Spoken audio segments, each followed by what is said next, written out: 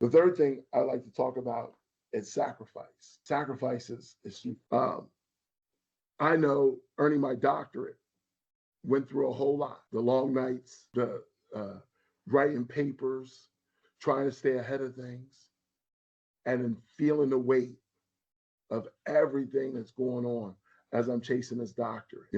But even and then still working with UPS before I retired, and working another job working with people with intellectual developmental disability. But the hardest thing that I struggled with was the rewrites, and still being frustrated with my chairperson. But he's the first one that congratulated me on being a doctor, and he believed in me.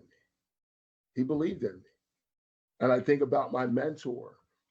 When I was 11 years old, I lived in an area where there was violence, there was killings, there was drugs, and it was a very scary time in my life. Yet this gentleman was in college, came in, poured his life into me, helped me become a better person.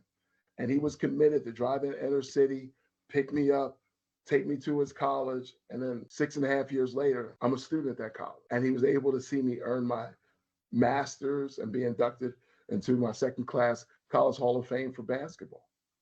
It's because somebody was willing to commit and sacrifice and be available. And to this day, I'm still blown away by just the journey. But those things make a difference in your leadership.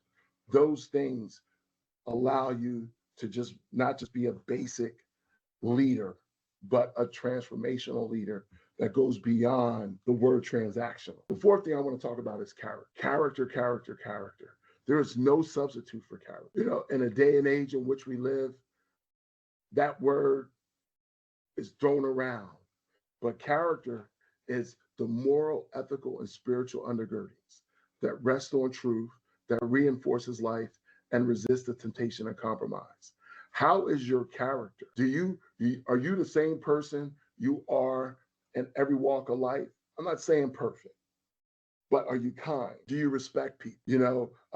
I remember the great football coach Tom Landry.